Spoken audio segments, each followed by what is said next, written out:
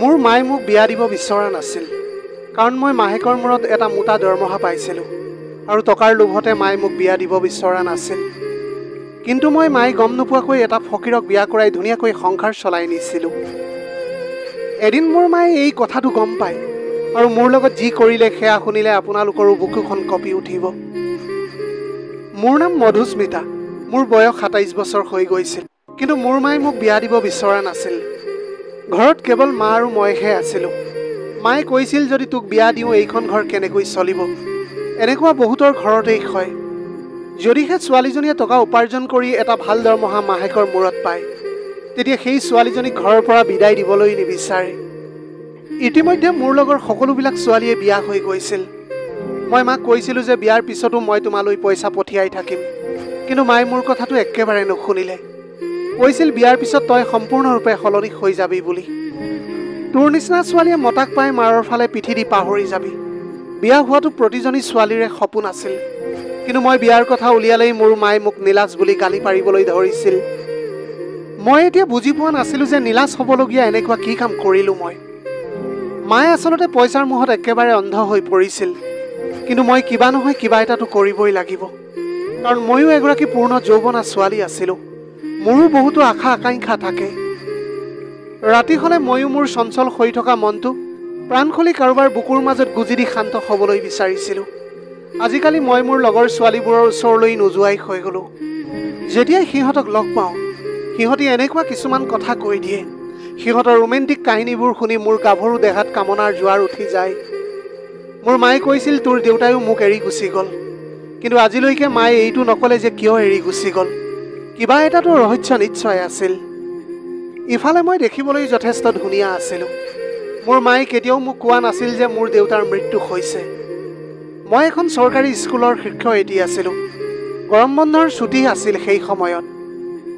এতিয়া স্কুল বন্ধ হোৱাৰ পিছত চিলাই মেচিনতে কাপোৰ চিলাই ঘৰতে আছিলোঁ।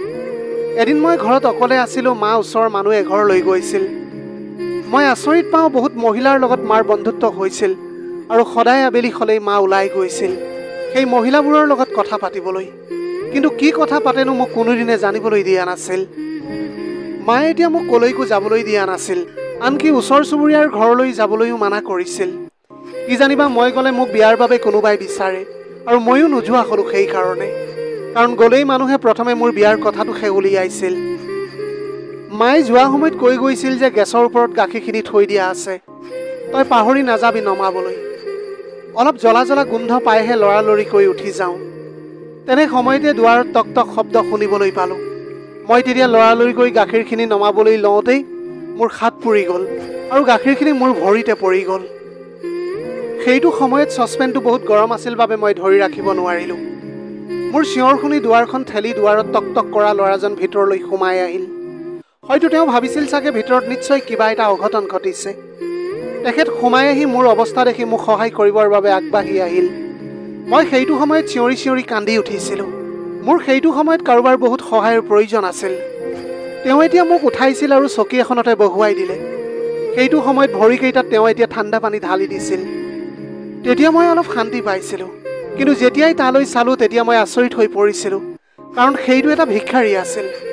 যদিও সি ভিক্ষাৰী আছিল, ভিক্ষাৰী যেন একেবাৰে লগা নাছিল তাক। কাৰণটো হ'ল তাৰ শৰীৰৰ গঠনশৈলী একদম জিম কৰা ল'ৰাৰ দৰে আছিল। অলপ মলিয়ন কাপোৰ পিন্ধি আছিল আৰু এটা কান্ধত মলিয়ন এটা বেগ আছিল। তাৰ বাহিৰে কোনো এটা দিশৰ পৰাই মই তাক ভিক্ষাৰী বুলি মানি ল'ব পৰা নাছিলোঁ। মই এতিয়া হঠাতে তাক ক'লোঁ যে তোমাৰ ইমান সাহস কেনেকৈ হ'ল নিজে নিজে ভিতৰলৈ সোমাই আহিবলৈ, আৰু মই তাক লগতে ক'লোঁ যে তুমি মোক টাচ কৰিবলৈ কেনেকৈ সাহস পালা। তেতিয়া সি ক'লে যে মইতো ভিক্ষা বিচাৰিহে আহিছিলোঁ। আপুনি চিঞৰা শুনি কিবা বিপদ হৈছে বুলি সহায় কৰিবলৈহে সোমাই গৈছিলোঁ মই। যদিহে আপুনি মোক বেয়া পাইছে তেনেহ'লে ক্ষমা কৰি দিব। তাৰ কথাত মোৰ নিজৰে বহুত বেয়া লাগি গৈছিল। মই ক'লোঁ, মোক মাফ কৰি দিবা, মোৰ বহুত খং উঠি আছিল। তুমিনো কিয় ভিক্ষা কৰি খোৱা, বেলেগ এটা কামোচোন তুমি কৰিবলৈ পাৰা। তেনেতে সি মোৰ কথাৰ গতি সলাই ক'লে, 2 দিন ধৰি একো খোৱা নাই, কিবা এটা খাবলৈ দিব নেকি। তেতিয়া মই অলপ ৰবা বুলি কৈ ভিতৰৰ পৰা ৰুটি আৰু চব্জি আনি দিওঁ তাৰ হাতত। সি মোক বহুত আশীৰ্বাদ দিয়ে আৰু কয় যে আজিলৈকে কোনেও মোক ইমান ভাল ব্যৱহাৰ কৰা নাছিল। যেতিয়াৰ পৰা ভিক্ষা কৰিবলৈ লৈছোঁ, মানুহৰ গালি খপনি সদায় শুনি আহিছিলোঁ। মানুহৰ যে মানৱীয়তা শেষ হৈ গৈছে, কেতিয়াবা কেতিয়াবা এনেকুৱা অনুভৱ হ'বলৈ ধৰে মোৰ। সেইটো সময়ত মই বুজি পোৱা নাছিলোঁ যে সি কিয় ক'লে যেতিয়াৰ পৰা ভিক্ষাৰী হৈছোঁ বুলি।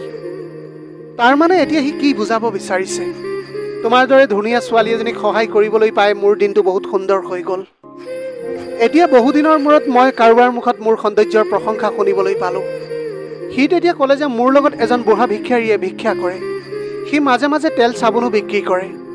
মই তাৰ পৰা তোমাৰ ভৰিৰ পোৰাবোৰত লগাবৰ বাবে মলম এটা লৈ আনিম ৰ'বা তুমি এতিয়া। মই তেতিয়া ক'লোঁ যে ঠিক আছে বাৰু, কিন্তু তুমি ইমান সময়তে আমাৰ ঘৰলৈ আহিবা। আবেলিৰ এইটো সময়ত মা সদায় ওলাই যায়, আৰু যদি মায়ে মোক তোমাৰ লগত দেখা পায় তোমাক বহুত গালি খপনি পাৰিব আৰু মোকো শাস্তি দিব। সি তেতিয়া ক'লে যে মোৰ নাম প্ৰণৱ, আৰু মই ক'লোঁ যে মোৰ নাম মধুস্মিতা। তেওঁ ক'লে তুমি চিন্তা নকৰিবা, তুমি বিপদত পৰা এনেকুৱা একো কামেই নকৰোঁ মই। তাৰ কথা বতৰাত যি নম্ৰতা আছিল, পঢ়া শুনা যেনেই অনুমান হৈছিল মোৰ। তাৰ ব্যৱহাৰ পাতি কথনশৈলীত কোনোপধ্যেই মই তাক ভিক্ষাৰী বুলি মানি ল'ব পৰা নাছিলোঁ। পিছদিনা সি মই কোৱা সময়তে আহিছিল আৰু মোৰ বাবে এটা মলম লৈ আনিছিল। সি নিজ হাতেৰে এতিয়া মলম মোৰ ভৰিত লগাই দিছিল। নাজানো তাক মোৰ কিয় ইমান আপোন আপোন লাগিছিল সেইটো সময়ত। সি মোৰ বহুত খয়াল ৰাখিছিল। এইদৰে আমি সদায় এতিয়া লগ কৰিবলৈ ধৰিলোঁ। সি এতিয়া সদায় আহিবলৈ ধৰিছিল, আৰু মই তাৰ কাৰণে ধুনীয়া ধুনীয়া খাদ্য ৰান্ধি ৰাখিছিলোঁ। আমি দুয়োৱে বহি এতিয়া একেলগে সেই খানাও খাইছিলোঁ। এতিয়া তাক মই কৈছিলোঁ যে তুমি সদায় চাফা কাপোৰ পিন্ধিবা। তেতিয়া সি ক'লে যে ভিক্ষাৰীয়ে যদি চাফা কাপোৰ পিন্ধে তেনেহ'লে কোনেনো ভিক্ষা দিব। কেতিয়াবা কেতিয়াবা কথা পাতোঁতে তাৰ মুখৰ পৰা আপোনা আপুনি ইংৰাজীৰ কিছুমান শব্দ ওলাই আহে। তেতিয়া মই একেবাৰে আচৰিত হৈ যাওঁ। তাক যদি মই সুধোঁ ইমান ধুনীয়া ইংৰাজী তুমি কেনেকৈ ক'ব পাৰা, তেতিয়া সি কয় যে ধনী মানুহবিলাকে কথা পতা মই তেতিয়া শুনি থাকোঁ। কেতিয়াবা কেতিয়াবা ফুটপাথত শুই থাকোঁতে তাৰে কিছুমান শব্দ মনত ৰৈ যায়, আৰু মই সেইবিলাক কেতিয়াবা কেতিয়াবা ইউজ কৰোঁ।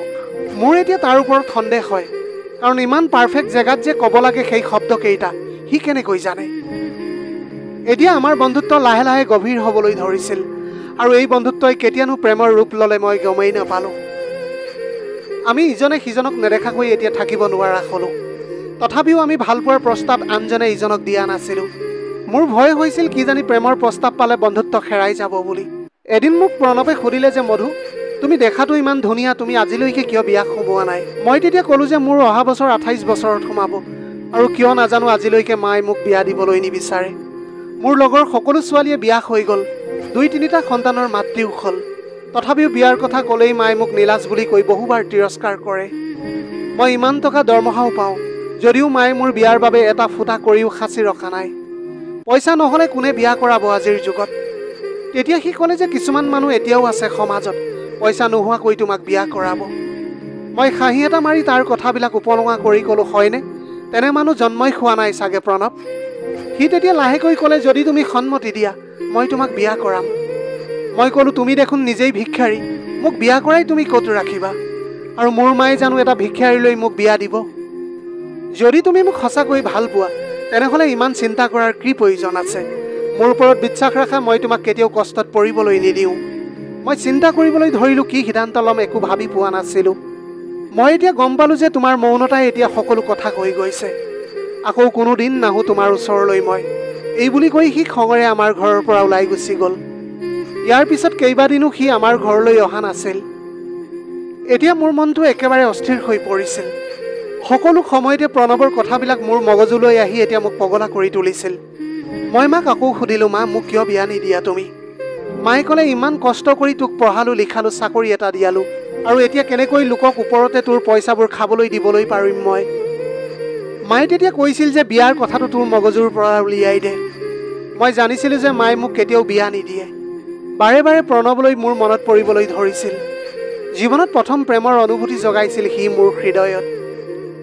প্ৰণৱ যদিও ভিক্ষাৰী আছিল, হ'লেও সি মোক প্ৰাণ ভৰি ভাল পাইছিল। মোকতো টকা পইচা একোৱেই নালাগে, লাগে মাথো সঁচা ভাল পোৱাহে। বহুত ভাগ্যৰ বলতহে সঁচা ভাল পোৱাৰ প্ৰাপ্তি হয়। মোৰ লগৰ যিমান ছোৱালীৰ বিয়া হৈছে, সিহঁতৰ টকা পইচাৰ অভাৱ নাই, কিন্তু সঁচা ভাল পোৱাৰ ভীষণ অভাৱ সিহঁতৰ। কোনোজনীয়ে কৈছিল মোক সময় দিব নোৱাৰে মোৰ স্বামীয়ে বুলি, আৰু কোনোজনীয়ে কৈছিল বেলেগ কাৰোবাৰ লগত অবৈধ সম্পৰ্ক আছে মোৰ স্বামীৰ বুলি। কোনোজনীয়ে কৈছিল মোক গুৰুত্বই নিদিয়ে।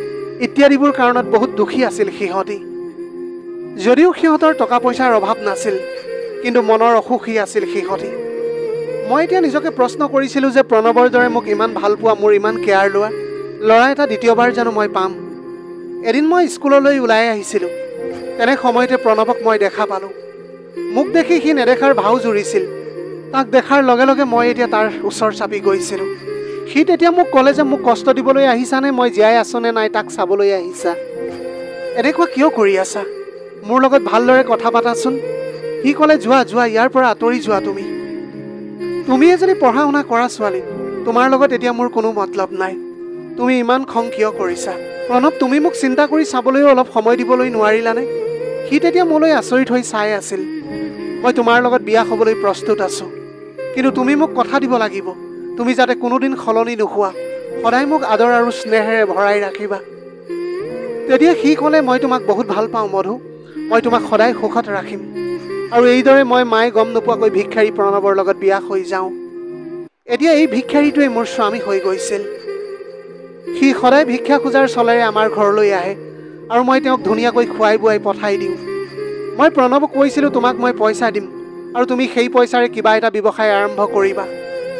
আমাৰ এটা ঘৰ হ'ব আৰু আমি তাত সুখেৰে থাকিবলৈ পাৰিম। তেওঁ মোৰ কথাবিলাকত একো মাত মতা নাছিল। আমি দুয়োৱে ইটোৱে সিটোক ওচৰৰ পৰা লগ পাবলৈ এতিয়া ব্যাকুল হৈ পৰিছিলোঁ, কাৰণ আমি একেটা ঘৰতে থাকিবলৈ বিচাৰিছিলোঁ। বিয়াৰ আগৰ কথা বেলেগ আছিল। বিয়াৰ পিছত এইদৰে স্বামী স্ত্ৰী দুয়োৰে দূৰে দূৰে থকাটো একেবাৰে অসহনীয় আছিল। তাৰ পৰশ পাবলৈ বুকুৰ লৈ মিঠা মিঠা অনুভৱেৰে ভৱিষ্যতৰ সপোন দেখাৰ বাবে মই এতিয়া ব্যাকুল হৈ পৰিছিলোঁ। হয়তো তাৰো মোৰ দৰে একেই অৱস্থা হৈ পৰিছিল, কাৰণ সিও আজিকালি মোক স্কুল যাওঁতে আগবঢ়াব সদায় আহে আৰু আবেলি অহাটো তাৰ ডিউটিৰ দৰে হৈ পৰিছিল। আমি এতিয়া বহুত কথা পাতিছিলোঁ, কিন্তু প্ৰণৱে মোক কোনোদিনে শাৰীৰিক সম্পৰ্কৰ বাবে এবাৰো কোৱা নাছিল। তাৰ চকুত মই সদায় মোৰ বাবে আদৰ আৰু সন্মান দেখিছিলোঁ। এইদৰে কিছুদিন হৈ গৈছিল। হঠাৎ এদিন প্ৰণৱে এনেকুৱা এটা বস্তু দেখুৱালে, মোৰ সকলো সপোন তেতিয়া ভাঙি চুৰমাৰ হৈ গৈছিল। এদিন আবেলি সি আমাৰ ঘৰলৈ আহিল আৰু তাৰ মোনাটোৰ পৰা টকাৰ বান্দিল কেইটামান উলিয়াই মোৰ হাতত দিলে। তাৰ হাতত ইমান সোপা টকা দেখি মোৰ হাত ভৰিবিলাক কঁপিবলৈ ধৰিলে। মই আচৰিত হৈ সুধিলোঁ, ইমানবোৰ টকা তুমি ক'ত পালা? কিবা বেয়া ৰাস্তাৰে তুমি গৈ আছা নেকি? প্ৰণৱে গহীন হৈ উত্তৰ দিলে, ক'ৰ পৰা আনিছোঁ তুমি ইমান চিন্তা কৰিব নালাগে। মাথো তুমি এইটো কথা জানি থোৱা যে এয়া কোনো পাপৰ টকা নহয়। মনৰ খুদুৱনি মাৰিবৰ বাবে মই আকৌ সুধিলোঁ, প্ৰণৱ, তুমি ভুল ৰাস্তাৰে টকা উপাৰ্জন কৰি আছা নেকি বাৰু?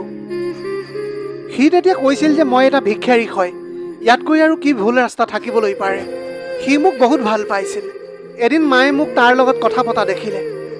মায়ে তেতিয়া বহুত খং কৰি তাক আমাৰ ঘৰৰ পৰা খেদি পঠিয়ালে। মই একো ক'বও পৰা নাছিলোঁ। মোৰ সেইটো সময়ত বহুত বেয়া লাগিছিল তাক এইদৰে বেয়া ব্যৱহাৰ কৰা দেখি। যিমান হ'লেও সি মোৰ স্বামী আছিল। এসপ্তাহমান হৈ গৈছিল প্ৰণৱ আমাৰ ঘৰলৈ অহা নাছিল। সেইদিনা মায়ে কৰা ব্যৱহাৰত সি চাগে খং কৰি অহা নাই। মোৰ মন একদম ব্যাকুল হৈ পৰিছিল তাক লগ পাবলৈ। মোক বাৰু ঠগি সি আঁতৰি গ'ল নেকি? এনেকুৱা বিভিন্ন প্ৰশ্নই মোৰ মন মগজুত জোকাৰি গৈছিল। সি মোক ঠগিব নোৱাৰে, কাৰণ ইমান লাখ লাখ টকা মোৰ হাতত জমা দি সি এনেকৈ কেতিয়াও যাব নোৱাৰে। কি জানি সি কিবা এটা বিপদত পৰিছে নেকি ইত্যাদি বিভিন্ন কথা মোৰ মনলৈ আহি মোক একেবাৰে অস্থিৰ কৰি তুলিছিল।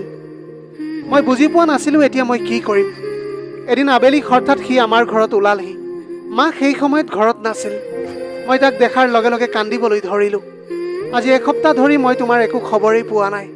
মই কিমান চিন্তাত আছিলোঁ তুমি জানানে? তেওঁ মোৰ কথা শুনি ক'লে, মই ঠিকেই আছোঁ। এটা সমস্যা হৈছিল, সেইবাবে মই আহিব পৰা নাছিলোঁ। মই তাৰ হাতত ধৰি তাক ঘৰৰ ভিতৰলৈ সুমুৱাই আনিলোঁ আৰু তাক ক'লোঁ যে তুমি চাফ চিকুণ হৈ অলপ ভাল এযোৰ কাপোৰ পিন্ধি মা থকাত আমাৰ ঘৰলৈ আহিবা এদিন। মোক বিয়া কৰাবৰ বাবে বিচাৰি বাকী যি কৰিব লাগে সেয়া মই কৰিম আৰু মাক বুজাবলৈ চেষ্টা কৰিম। কিন্তু সি মোৰ সেইবিলাক কথালৈ একেবাৰে গুৰুত্ব দিয়া নাছিল। তেতিয়া মোক ক'লে যে তোমাক কিবা এটা দেখুৱাই আছোঁ ৰ'বা। এই বুলি কৈ সি তাৰ মোনাটোত 7খন ভৰালে। মই বুজি পাইছিলোঁ যে সি আকৌ এসোপামান পইচা উলিয়াই দিব মোক, কিন্তু মোৰ আজি পইচাৰ পাতি কোনো মোহ নাছিল।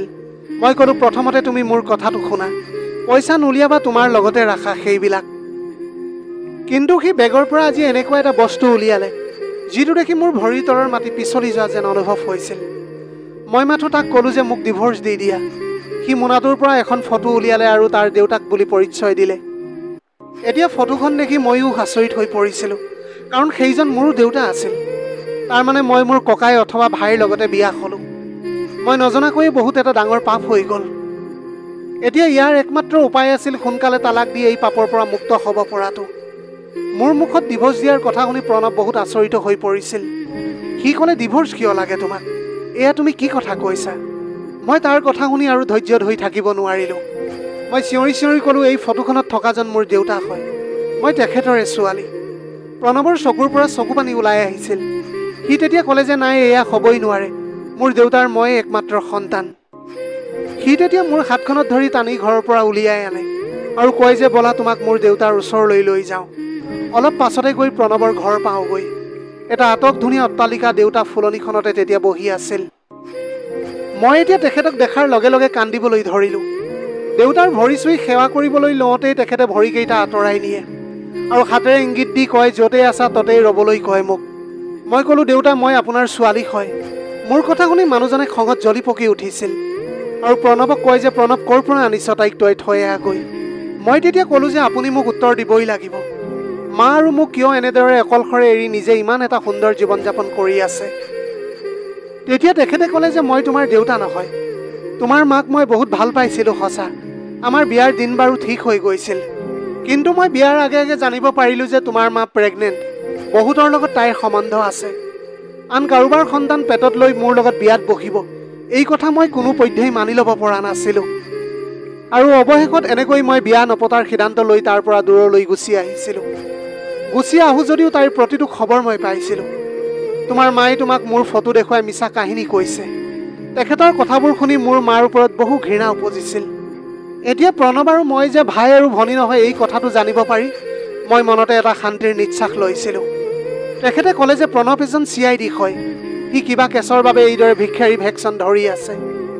প্ৰণৱ, তই যে কৈছিলি ছোৱালী এজনী ভাল পাওঁ বুলি, যদি এইজনী হয় কোনোপধ্যেই মই সন্মতি নিদিওঁ, কাৰণ যিজনী ছোৱালীৰ মাকেই তেনেকুৱা তাই ক'ত ভাল হ'ব?